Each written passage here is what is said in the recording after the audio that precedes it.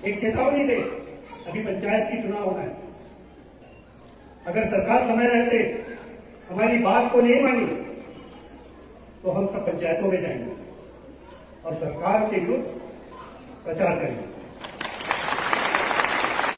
शिक्षक क्रांति दूत है, शिक्षक क्रांति दूत है।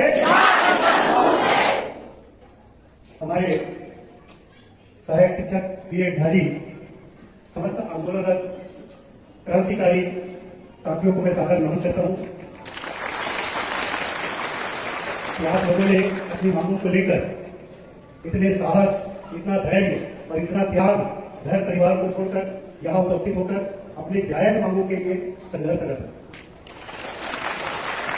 आगे जो हमारे समाज के महामंत्री हैं श्री यशवंत वर्मा जी, ये हमारे छत्तीसगढ़ शिक्षक संघ के भी महामंत्री आप ये जो दाई है रायपुर, उनमें व्याख्याता के रूप में अपनी सेवा दिए। उसके बाद जिला शिक्षा अधिकारी रायपुर में सहायक संचालक के रूप में सेवा दी। तो इसलिए शिक्षा विभाग के काफी नंबर रहे एक एक जिलों को एक एक सेवा शर्तें जो भी समय समय में सरकार ने तय किया उनके जानकार है। हमारे राज्यपाल जी भी उनकी सरकारी कर रहे हैं, आप भी शिक्षा विभाग को दे रही है। मैं भी एक सहायक शिक्षक, उस समय जैसे बताया ना भैया जी कि शिक्षकों के इतने नामकरण किए सरकार कि उनको खुद नहीं मालूम कि हमारे छत्तीसगढ़ में कितने प्रकार के शिक्षक, उप शिक्षक, तदर्थ शिक्षक, संविदा शिक्षक, सहायक शिक्षक, इस प्रकार शिक्षा कर्मी वर्ग श्रमिक शिक्षक भी, तो शिक्षकों को भी मजदूर के श्रेणी में लोग ला के करा दिए थे। तो मित्रों, मैं भी 6 साल शिक्षा विभाग में सहायक शिक्षक, शिक्षा फिर जिला पंचायत में शिक्षा कर्मी भर्ती पदोन्नति का जो काम देखता था सहायक परियोजना अधिकारी, तो जिला पंचायत बलौदाबाजार में 6 साल आप ही लोगों के बीच में काम किया। आपके भी धर्मपत्नी शिक्षा विभाग में व्याख्याता के पद पर कार्यरत है, मेरी धर्मपत्नी भी सहायक शिक्षिका के रूप में कार्यरत है। वो भी जब सहायक शिक्षक व्यावसायिक परीक्षा मंडल से बहुत 43 साल की उम्र में उन्होंने सेवा प्रारंभ की और व्यावसायिक परीक्षा मंडल के माध्यम से उनका चयन हुआ, तो वो भी बीएड कुछ नहीं बताया। जब कोर्ट का कहना है कि सभी शिक्षकों को प्रशिक्षित होना अनिवार्य है, नहीं तो उन्हें सेवा से निकाल दिया जाए, तो फिर सरकार ने ही उनकी व्यवस्था किए, उनको प्रशिक्षित किए, पत्राचार के माध्यम से किए, उनके स्थान पर ही किए, उनके आसपास विद्यालयों को उनका केंद्र बनाया गया और 20 दिन के अंदर में उनको प्रशिक्षण दिए। तो सरकार चाहे तो सारी व्यवस्था कर सकती।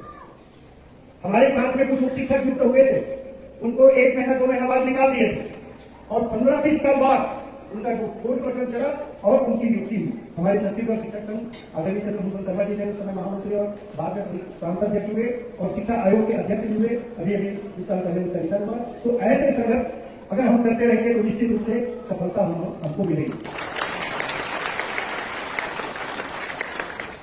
बीएड से उच्च शिक्षा, तो जो बीएड कर चुके हैं तो उनके लिए डीएलएड क्या महत्व है? अगर कुछ विषय छूट गया हो तो प्राइमरी स्कूल के बच्चों से संबंधित हो तो 1 महीना 2 महीना 3 महीना में उनको पूरा कर सकते हैं, तो उसकी नौकरी से निकालने की क्या और आप सभी मेरे को अच्छे से मालूम है, कोई किसान के, कोई मजदूर के, कोई सामान्य व्यक्ति के या किसी श्रेणी कर्मचारी के बच्चे हैं, इसलिए आंदोलन हम सबको करना पड़ा। अगर कहीं आप कोई नेता के बच्चे होते हैं, कोई IAS IPS के बच्चे होते हैं तो ये दिन देखेंगे।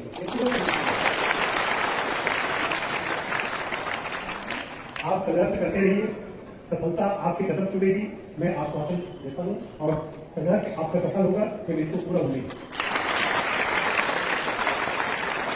जब मध्य प्रदेश हुआ करता था तो हमारे छत्तीसगढ़ शिक्षक संघ की ओर से 473 दिन 510 दिन लगातार संघर्ष करते थे, तब कहीं हमारी मांग नहीं। और उस आंदोलन का संयोजन यशवंत जी कर रहे थे। इस दिन की परेशानी है, सरकार को झुकना पड़ेगा और आपकी मांग निश्चित रूप से पूरी होगी।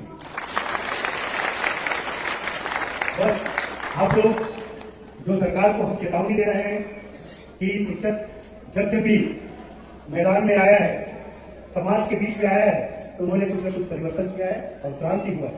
देश की क्रांति में भी इतिहास उठाने जो स्वतंत्रता संग्राम की लड़ाई लड़ी गई, उसमें हमारे अधिकांश शिक्षक उनके प्रेरणा स्रोत थे और खुद क्रांतिकारी थे, स्वतंत्रता संग्राम सेनानी थे और उन्होंने इस देश को स्वतंत्र कराने में एक बड़ी भूमिका निभाई है। तो आप लोग भी इस प्रकार के जन आंदोलन भी खड़ा करेंगे। अभी तो आप अकेले आए, कल अपने परिवार को भी यहाँ लाएंगे, अपने माता पिता भाई बहन का पूरे परिवार को भी लाएंगे। तो इस प्रकार के अपन तैयारी करें तो सरकार को झुकना ही पड़ेगा। एक अल्टीमेटम भी दे, एक चेतावनी दे, अभी पंचायत की चुनाव होना है। अगर सरकार समय रहते हमारी बात को नहीं मानी तो हम सब पंचायतों में जाएंगे और सरकार के विरुद्ध प्रचार करेंगे। क्योंकि नौकरी देने के बाद हमारे मेरे को अच्छी तरह से मालूम है, उस दिन हम लोग का भी धरना प्रदर्शन समाज की ओर से या हुआ था, उसमें हमारे बहुत सारी बहनें वहां गई हुई थी। तो उन लोगों से पता चला कि आप लोग और बहुत सारे लोग अलग अलग विभाग में, कोई संविदा में, कहीं कुछ और नौकरी में लगे हुए, उस नौकरी को भी छोड़कर चलो एक नियमित नौकरी है, सम्मान की नौकरी है, नियमित किए हुए हैं और हम शिक्षा में ही काम करना चाहते हैं, इसलिए शिक्षा विभाग में आप लोग आए और अपनी सेवा दे रहे हैं। तो सरकार, सुप्रीम कोर्ट ने या हाई कोर्ट ने जो निर्णय दिया है वो सरकार ने विरुद्ध दिया हुआ है। सरकार ने जो भर्ती नियम है उनको चुनौती दिया हुआ है और आप लोग जो सेवा में आए हैं वो सरकार की गलती है, आपकी कोई गलती नहीं है। आपने तो विधिवत व्यवसायिक परीक्षा का जो विज्ञापन निकला था, भर्ती जो उनके नियम में जो भी शर्तें थी उनको पूरा करते हुए परीक्षा देके मेरिट के आधार पर आपका चयन हुआ है। तो फिर आपकी गलती क्या होगी? सरकार से अगर चूक हुई है, भूल हुई है तो अपनी गलती सुधारे और हमें पूरा नियुक्ति दे। क्योंकि मैं जिला पंचायत में था तो 2-3 ऐसे प्रकरण है जिन्होंने ज्वाइनिंग किया और उसके बाद जाके घर में बैठ गया, एक भी दिन स्कूल नहीं आया। बाल बच्चे बड़े हुए 10 साल बाद वो अपनी नियुक्ति को चैलेंज किए कोर्ट में कि मैं मेरिट के आधार पर मेरा चयन हुआ था, मैंने ज्वाइनिंग किया था और कुछ कारणवश परिस्थितियों से नहीं आ पाई, तो एक महिला थी, तो मैं अब नौकरी करना चाहती हूँ करके कोर्ट गई और कोर्ट से जीत के आ गई और उसको किसी का 10 साल का आधा वेतन भी दिए और उसको नियुक्ति दी। तो हम भी मानव अधिकार के माध्यम से या और किसी भी माध्यम से सरकार को भी चैलेंज करें।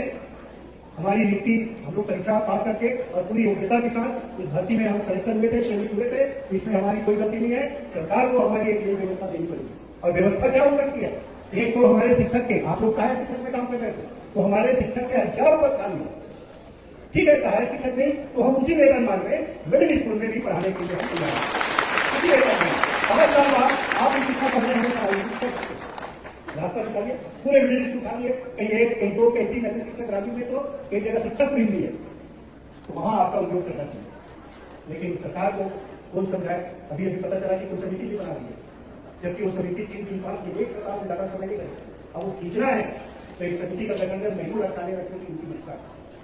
इसलिए आप सबसे निवेदन है कि आप अपनी आवाज को बुलंद कीजिए और इसी प्रकार के जैसे मैंने कहा तो सरकार को चैलेंज कीजिए, अगर इतने दिवस के अंदर नहीं आए, हमारी मांग पूरी नहीं हुई तो हम गांव-गांव में जाएंगे और लोगों को जागृत करेंगे, हमारी मांगों के बारे में बताएंगे और आपके विरुद्ध प्रचार करने के लिए भी हम तैयार रहेंगे। तो मैं आपकी मांगों को समर्थन करता हूँ, हमारा पूरा समाज समर्थन करता है और जहां पर भी विधायक, मंत्री, उन लोगों से भी हम लोग संपर्क में रहते हैं तो हम चर्चा करेंगे।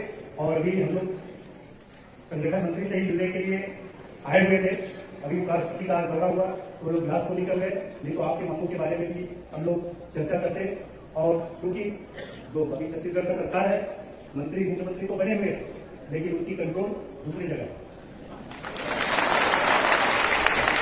अपने विवेक का प्रयोग करते हुए, क्योंकि जितने मंत्री अधिकार छत्तीसगढ़िया है, छत्तीसगढ़ के बेटे हैं, तो हमारे छत्तीसगढ़ के बेटों को भी जो दुख दर्द है उनको समझना चाहिए। क्योंकि कंट्रोल की सरकार दूसरे के हाथ में है तो वो लोग जब तक आदेश नहीं करेंगे, निर्देश नहीं देंगे, तब तक आपकी मांग या हमारी मांग पूरी नहीं होगी। तो इसलिए दबाव बनाना जरूरी है। अभी हमारे साथियों ने बहुत सारे मुंडन भी किए, हमारे शिक्षाकर्मी साथियों का भी आंदोलन देखे थे, है ना, जलमग्न होकर भी उन्होंने आंदोलन किया था। तो इस प्रकार के हम आंदोलन को निरंतर बनाए रखें। एक आध दिन नगर में भी कोई रैली का आयोजन हो, क्योंकि पूरा ऐसी जगह दे दी है जहां आम पब्लिक आपके आंदोलन को देखते नहीं, आम जनता प्रभावित नहीं हो पा रहा है, तो ऐसा भी हमको कुछ करना पड़ेगा। तो हम करिए जन समर्थन में जुटाइए अपने परिवारों के साथ आके राजधानी की सड़कों में भी एक बार रैली हो, आंदोलन हो, ताकि उनकी जो कोई भी सरकार है